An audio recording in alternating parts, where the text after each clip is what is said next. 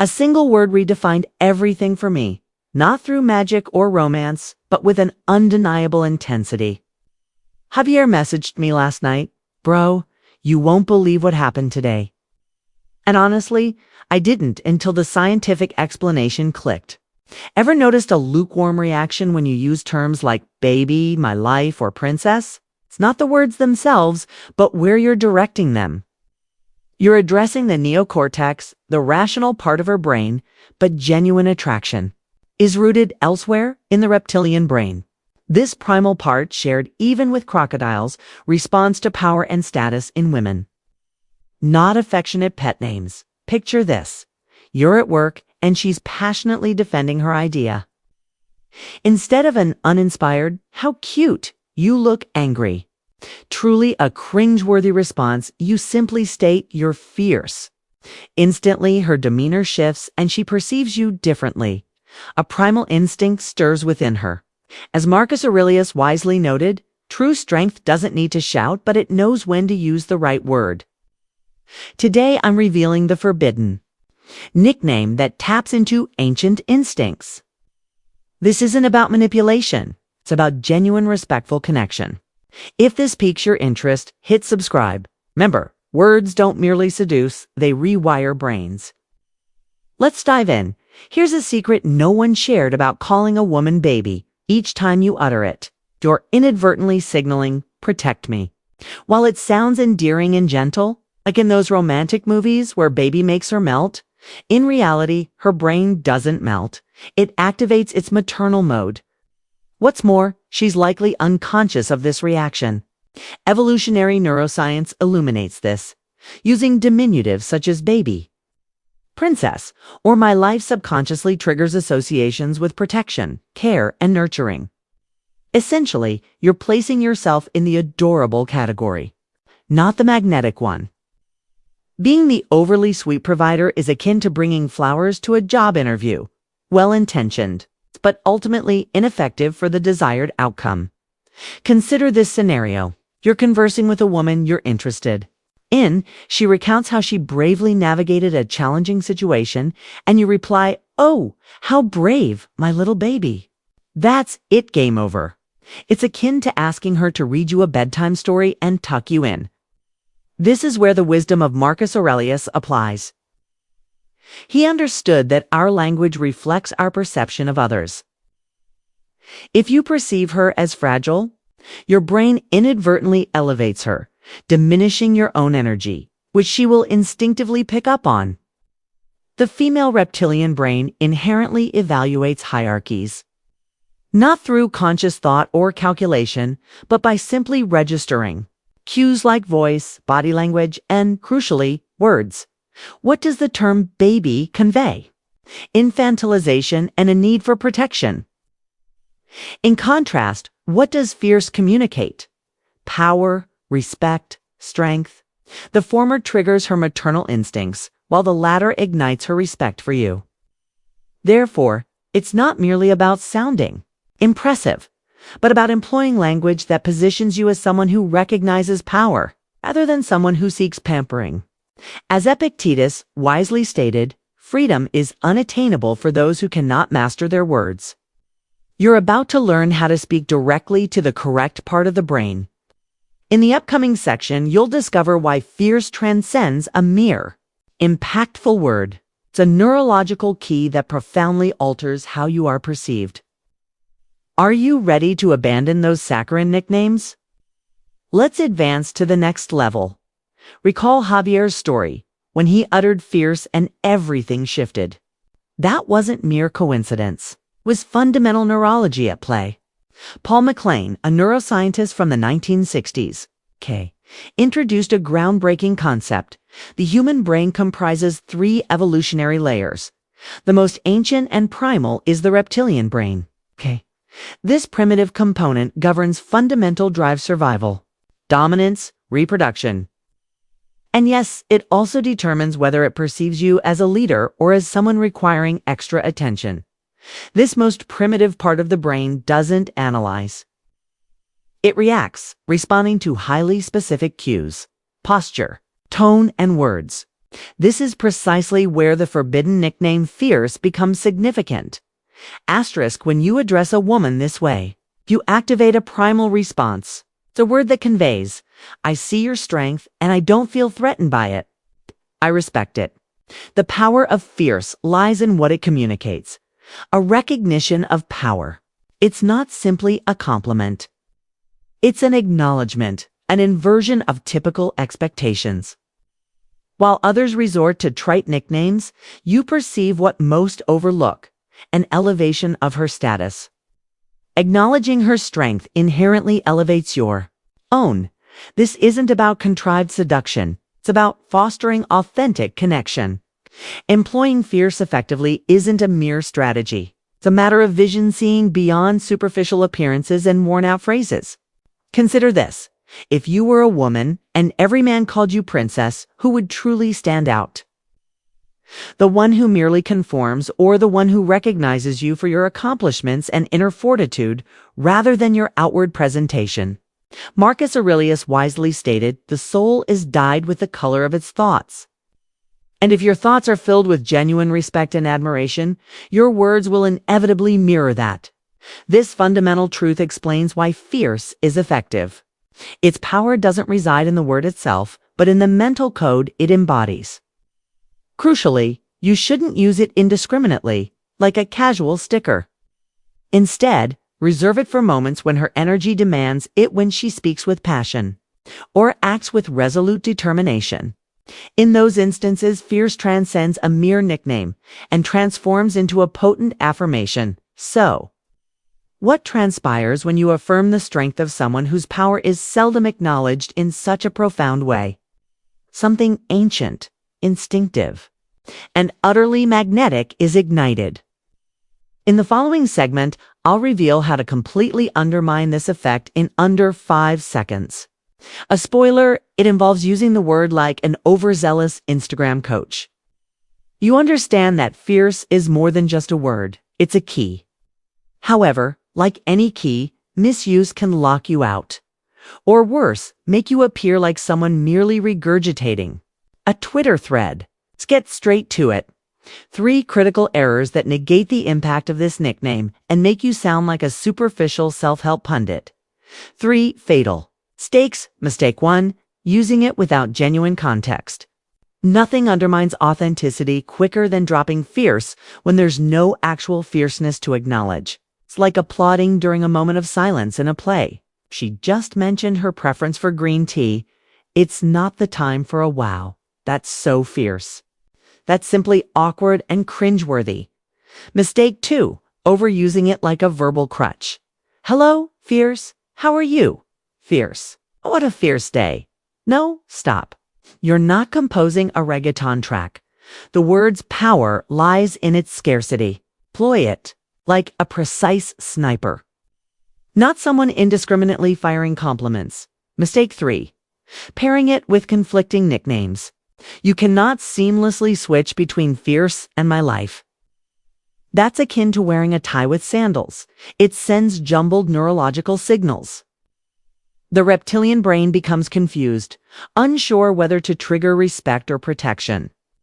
And in such confusion, it simply disengages. As Epictetus advised, first understand the meaning of your words, then speak. If you intend to use a word that awakens instinctive respect, do so with internal congruence. This isn't a clever ploy. It's a clear way of perceiving the other person. So, here's the ultimate guideline. Don't wield fierce to impress. Use it to recognize. Observe keenly. Listen beyond superficialities, and when you truly perceive it, utter it once with intention. The effectiveness of this approach doesn't stem from the word itself, but from the truth it conveys. And trust me, the other person will perceive that truth.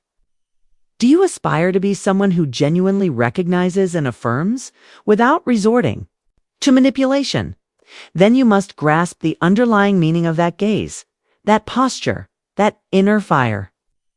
In the upcoming segment, you'll hear Javier's complete story and how this subtle shift revolutionized his relationships permanently. No, he didn't become a guru. simply learned to see what others overlooked. Javier's transformation recalled Javier, the man who swapped baby for fierce and feared he'd ruined everything. Spoiler, he didn't ruin it. He rewrote it. Following that initial experiment, Javier started to truly observe. Not actively searching for chances to say fierce, but genuinely recognizing moments when a woman exhibited strength, courage, or determination. When he did, he'd offer it plainly, without embellishment or a dramatic tone. Just a simple, "that was fierce," brief, authentic, and delivered with respect. The outcomes astounding him. The first instance, a work colleague who typically overlooked him held his gaze for an uncharacteristically long time. The second time, a woman with whom he'd only had superficial conversations began to open up more. And the third, let's just say it evolved into an hours-long discussion during which she confided, "It's the first time someone didn't try to diminish me. Thank you." Javier didn't transform into a Casanova or begin lecturing on social dynamics. What shifted was his energy. He ceased trying to please and instead began to observe with genuine presence, moving from habitual flattery to intentional recognition. Marcus Aurelius, though unfamiliar with TikTok, would have applauded Javier's actions as he championed virtue as a way of life. Unwittingly, Javier embodied pure Stoic philosophy, perceiving what others miss and responding with respect, not calculation. For him, fierce evolved into what a word truly should be: a bridge between two realities, not a manipulative tool to evoke emotions, but a mirror reflecting genuine observation. This transformation proved magnetic, as people instinctively sensed the absence of a hidden agenda, the desire not to mold them, but to truly see them. The change wasn't magical, it was remarkably simple. He stopped speaking to impress and began speaking to connect. And that, my friend, changes everything. So, the next time you witness a spark of fire in someone, resist the urge to smother it with excessive sweetness. Instead, name it, recognize it, and prepare to witness the impact of speaking directly to the appropriate part of the brain. To conclude, I'll offer a Stoic reflection, a concise summary, and a thought-provoking question. Let's begin with the conclusion. Words do more than merely communicate. They activate. Every time you speak, you engage unseen switches within another person's brain, ploy the wrong connections, and you can't anticipate a positive response. Today, you've seen how a simple nickname can fundamentally rewire perceptions. Not due to magic, but because it taps into the most ancient aspects of our biology, the inherent need to recognize power, not just receive affection. So consider this. Will you continue using baby, hoping for a warm reception? Or will you possess the courage to utter fierce and observe the profound impact when someone feels genuinely seen? This isn't about manipulation. It's about clear observation, honoring strength rather than diminishing it, and abandoning the pursuit of charm in favor of congruence. Marcus Aurelius famously stated, "Everything we hear is an opinion, not a fact. Everything we see is perspective, not truth." And today you've been exposed to a fresh perspective on attraction, respect, and the power of language. Here's a concise summary. Address her as baby, and you'll elicit tenderness. Call her fierce, and you'll ignite fire. One nurtures, the other kindles. And the choice of activation is yours. If this video prompted a shift in your thinking, I encourage you to subscribe and enable notifications. Yes, it's the standard call to action, but with a specific intention. Here, we don't merely repeat phrases. We learn to speak with impact. Leave a comment. Would you dare to say fierce to someone today? And if your answer is no, at least now, you understand why some conversations fall flat, while others linger in your thoughts for days. Join me in the next video, where we'll delve into another potent brain trigger residing in your voice, and it's not what you might expect. Until then, remember, the goal isn't just to sound good. It's to communicate with the part of the brain no one else is reaching. Master that, and prepare for connections that require no artificial embellishments. We've discussed nicknames, neuroscience, and respect. But now, here's a question few dare to pose.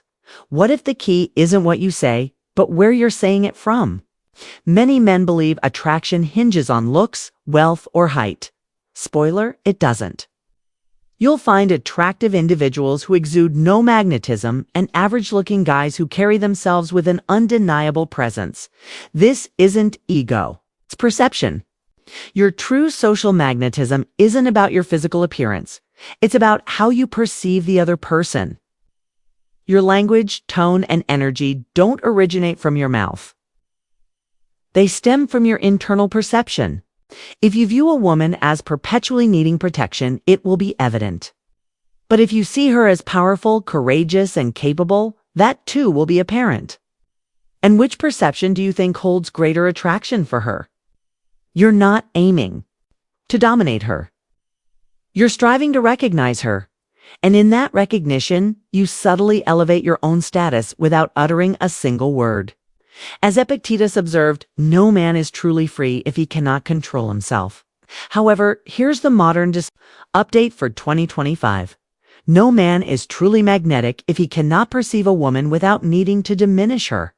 And here lies the profound secret. The words we employ are merely the visible tip of the iceberg.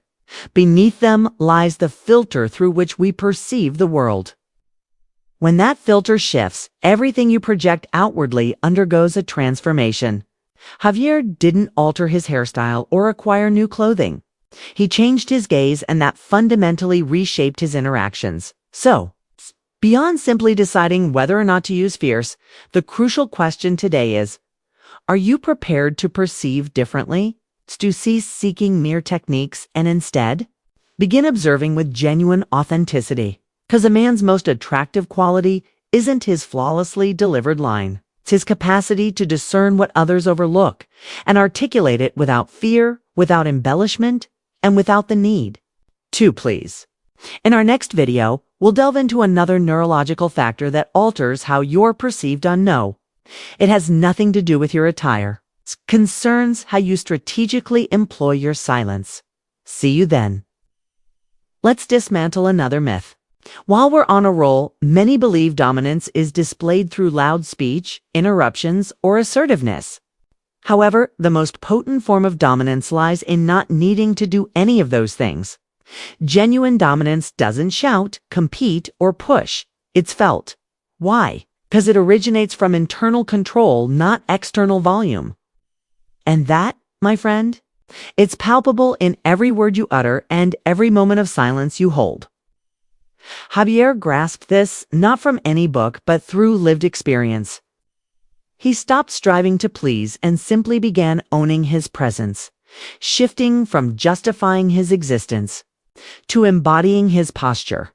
And women perceive this difference not merely in what he said, but in how he said it. If you utter fierce while seeking a reaction, it will sound contrived. But if you speak it from your authentic core, it resonates as truth. Consider those films where the most formidable character isn't the one who shouts, but the one who maintains silence, and everyone subtly shifts when they enter a room. Why does this occur? Because authentic presence asserts dominance effortlessly. And profound respect truly begins when you cease actively seeking it. Marcus Aurelius comprehended this, stating that the best revenge is not to be like your enemy.